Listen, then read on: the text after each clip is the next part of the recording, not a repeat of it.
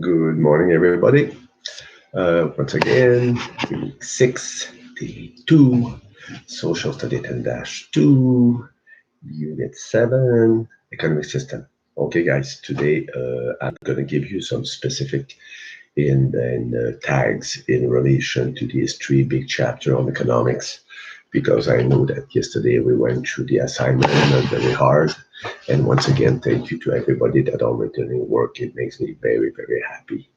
So, guys, just to give you some specific on this chapter on basic economics, page 181, it talk about the measure that put together at the end of the Second World War to reboot the economy. Don't forget, there's basically no government intervention in the economy prior to the crash of Wall Street of 1929 that brought the World Depression. In 1933, in the United States, President Roosevelt brought an idea named the New Deal. New Deal means that government will act directly as an actor and indirectly as an agent making rules to reboot the economy of the United States and the economy of the world. Canada will partake into that to try to get out of the World Depression. The World Depression will all officially end during World War II because, as you know, we're going to massively produce weapons, food, and so on for the war effort. But in the 1930s, in the United States and Canada, government will intervene in the economy massively. As an example, in the United States, they're gonna build what they call the Hoover Dam, that huge hydroelectric plant in Nevada, a couple of hours east of Las Vegas.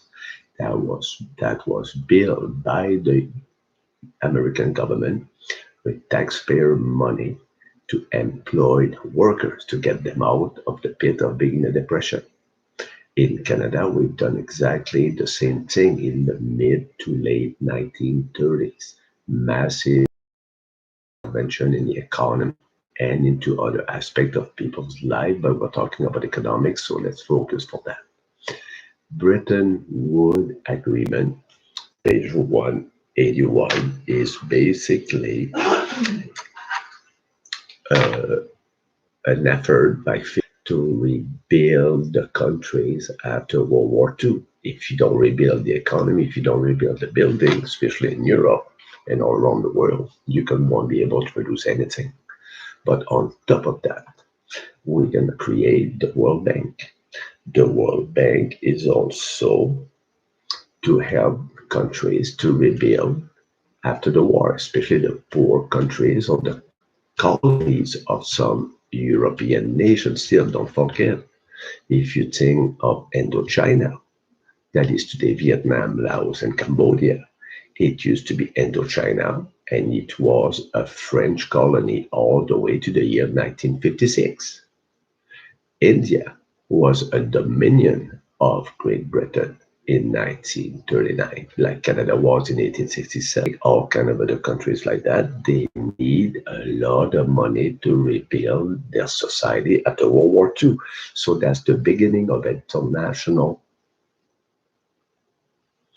collaboration and effort to globalize the economy after World War II. But you all know that one with the Western Bloc, democracy, capitalism, and the Eastern Bloc, communism as a political ideology and planned economy, will break apart from each other. So you'll see the West, Canada, United States, West Germany, United, so on, Australia, Japan becoming very rich and prosper because their decision making is still in the hand of the private sector. People who invest in regulation. But on the other hand, on the Soviet Union side, planned economic system basically mean the what to produce, the how to produce it, and who will benefit from it is already decided by the countries that are in Eastern Europe that have been forced to choose the Eastern Bloc because of the war and because of the military invasion of this country by the liberation of Europe after the Battle of Stalingrad to abide by the directive of Moscow. So when you go to the year 1980, 1980, there's a movement in Eastern Europe that started in Poland in 1980 in the city of Gdansk under the leadership of a union leader named Lech Walesa to a union named Solidarity, Solidarność in Polish, ask more political freedom to the people for the people, and that's the beginning of the end of communism as a political ideology and plan economic system as an economic system. Mikhail Gorbachev, the Secretary General of the Soviet, the West mean the democracies and capitalism. The President of the United States at the time is named Ronald Reagan. He's a Republican. He's a former Hollywood actor. If you really want to waste your time watching a really bad movie, watch Haley Cat of the Navy. That's a movie from the 1960s. That movie, and by the way, guys, that movie sucked. So Ronald Reagan of the USSR controlling these 10 satellite country in Eastern Europe. And now remember, it can be countries like Romania, Bulgaria, Latvia, Estonia, Lithuania, East Germany, Yugoslavia, Hungary, Czechoslovakia, and I probably forget one, like I usually do.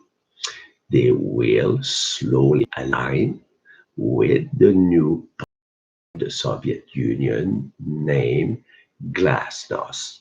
Glasnost means transparency. Government will begin on the Eastern Bloc in the secrecy of communism to be more transparent. That means being accountable to the people. And President Gorbachev, a transition from a planned economic model where all the decisions are made by one or two people to free enterprise, to slow into capitalism. In 1989, as an answers to that movement of hope and freedoms in the city of Berlin. Berlin is a big city on it. Berlin is divided in two. The west part of Berlin will belong to the democracy and to West Germany, and the east part of Berlin will stay with communism and East Germany. You're going to ask me how a happy city can have access to the west. Well, the city is blocked in two. There's one road that's going to leave the border of the city of Berlin. That's going to go to East Germany towards the border with West Germany right in the middle to access West Germany. This is an agreement that was made at the last war conference in Potsdam in July and August 1945. Beautiful city, beautiful castle. I visit Sicilia Schloss, with the castle of Sicily. That was the castle where the Fourth World War Conference, the Conference of Potsdam, was hosted between Stalin, between Roosevelt, who that will be replaced by Churchill. That will begin the Conference of Potsdam, but will be replaced by another politician because during that war conference, he lost his election. So, but to make a long story short, in 1989, the people of West Berlin goes to the wall of shame, the wall that divide Berlin in two. And the people of East Berlin also go to the wall and is highly protected. The side of East Berlin, East Germany, will not retaliate. That basically means they're going to let the people approach the wall. And on both sides in 1989, in November, if I recall, both citizens from both sides will begin to turn the wall, hammering it and so on. But in one of the two nights when that event happened, giant crane will be brought from the difference between capitalism and communism. On page 182, you have a little section of the end of the Cold War. Paragraph 1 talk about the year 1989. This is the breakout of the Berlin Wall. But the Cold War really began in the year 1946 by a political speech by the former Prime Minister of Great Britain named Winston Churchill. He basically had a political speech saying there is now a, a Cold War, a wall dividing the two nations. So the expression stick. So, and we noticed that by the end of the Cold War in 1991, January 1st, 1991, when the Soviet Union ceased to exist, it will have a new name named Russia. And the 15 province or territory that used to belong to the USSR will all receive political independence from Moscow, as well as the 10 satellite countries that used to be controlled by the USSR. So if you look at Czechoslovakia, they will have what they call the velvet divorce. Instead of going to war to know which part of the land should belong to who, the west part of Czechoslovakia will become the Czech Republic, and the eastern part will become Slovakia. Poland will be reunited as a whole. The two in January 1st, 1991, and East Berlin and West Berlin will become again Berlin. So it will become one country again. So when you think about all of so much need of financial investment from the West, from countries like Japan, Australia, France, Spain, even Italy, as broke as they even contributed. Canada, the rich country, begun to massively do business when these new countries that are now free of the political control of communism from Moscow be controlled by Moscow. Countries like Georgia, Azerbaijan, and so on and so on and so on. They need money as well.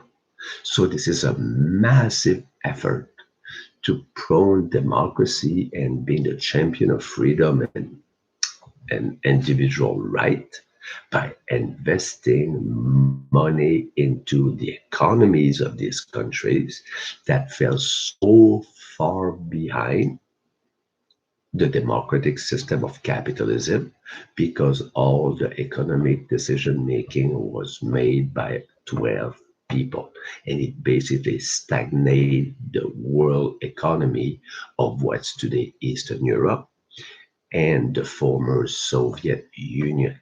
Okay, guys? That was a pretty good explanation, actually. That one I'm proud of myself.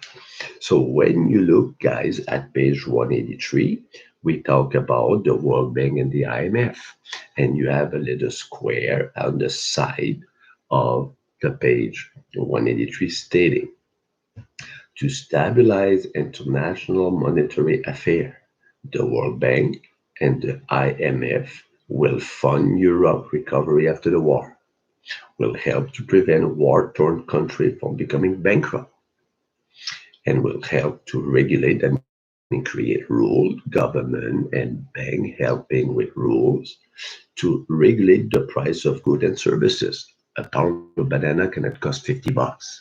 They need to be really cheap so people that walk out the war can afford it. And they will lay the foundation of post-war economic expansion.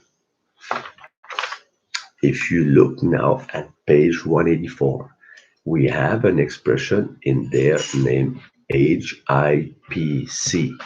highly indebted poor country. Those are the poorest country in the world that have basically no secondary industry, have a HIPC, highly indebted poor countries. And you have some example of countries on page 184 on the map. These countries can never get ahead. They must borrow and borrow and borrow money from the World Bank, from private bank just in order to keep their society running for that poor country, or HIPC. In 2005, there was about 38 of these countries in the world, and in 2020, there's now about 50. So what basically happened here? If I go at the bottom of that column, to help get them out of this bind, the HIPC Debt Initiative is created. In exchange for debt relief, the poor country must agree to a number of reforms in their countries. These include cuts in government spending, setting public building to private sector, and so on. So if the world community do not do that, this country will be so much in debt that chaos and anarchy and possibly military civil war would arise in these countries. So if you look at the country of Benin in Africa, 54% of the money saved through debt relief has been spent on health, including rural primary health care and HIV program to treat AIDS. If you look at the country of Uganda, the debt relief, that means giving money to help them out, led to 2.2 million people gaining access to clean water. So instead of having this government cashing in the money, because a lot of them are based on former tribal council or dictatorship, the world community makes sure that they will receive money only if they are accountable to the countries that lend them money, like the World Bank as an example, on how they're going to spend the money. I'm just checking a tiny bit, guys. On page 186 now, you have two definitions. Trade liberalization, that means the process of reducing the barrier of trade, and free trade. Free trade is trade between countries with few rules. Liberalization basically means, let's say us, Canada, and the United States do a lot of commerce. You know we do. But we impose a tax on everything that is brought into Canada to make them more expensive to buy compared to a Canadian shoe. And we talk to that about class. People will still favor buying the Canadian because they're cheaper by $20. Trade liberalization basically means that government will intervene in people's life as agent and that are not made in Canada to encourage more import and export between member countries. Just wait up to encourage a more level playing field between the Canadian shoes that cost $50 and now the Yankee shoes that might cost only $50 or $52 now. So the customer is the winner into that because they have more choice into what product to buy. So when you think about trade liberalization, it gave birth to economic partnership between countries. If you take Canada, we talk in class about the North American Free Trade Agreement of 1988, the NAFTA deal, that have been renewed in October 31st, 2019 into what I believe the Canadian, Mexico, United States in Europe used to be 28, but the Brits, England walk out of it on January 31st, 2020 with that Brexit, British exit for the European Union. That's what it means. So basically, this 27 country will remove rules on how to make it was still there, but less rule on penalty to buy a product from other country, less rule to encourage worker to go work from country to country without having to provide professional certification from in that specific country. A good painter is a good painter. A good plumber is a good plumber. If you get your ticket in France, you do not need anymore to get a ticket from the German government to become a plumber in that country. That's what trade liberalization means. So if I'm a teacher, you know I am, I'm certified in Canada. But if I would decide to go teach in the United States, I would do not need to recertify myself in the United States. I would just need to provide my education transcript, my record of employment, and they would issue me what they call a green card, a working card to the United States. Trust me, I don't want to do that. So trade liberalization and free trade will give birth to trading bloc, page 187 on top, and will reduce the tariff that depends on the tax. On some product, let's say there used to be a 20% tax on shoes coming from Mexico, the United States, and Canada. Now it might be 1% or even 0%. Let's say there was a tax on Canadian cheese producer to sell their cheese into the United States. Well, the American before NAFTA were having a very high tax on cheese from Canada going to the United States because they did not want to have the Canadian cheese, United States and Mexico, because they are part of that economic bloc without a tariff, without a tax of entrance of the Canadian cheese into the United States. That would on more than the American cheese. So there's more independent of the customer as far as what they decide to buy. Finger size. So guys, if I look at that, not too bad, guys. We're doing really, really, really good about that here. So, and if you look at page 188, the section at the top named 89, Canada entered into a free trade agreement with the United States. Mexico is also linked to the United States in geography. So these three countries will create afterward the North American Free Trade Agreement. Second paragraph. People who are blah, blah, blah, blah, blah. See, guys, at the time NAFTA was being debated, the value of Canada trade with Mexico was only 3 billion. But after the signature of that trade with the United States and Mexico named NAFTA, it went from 3 billion to 180. We're having our Microsoft team morning from 10:30 to 11 a.m. on Thursday. Please enjoy the Papa Robin in the Mama Robin singing instead of Magpie.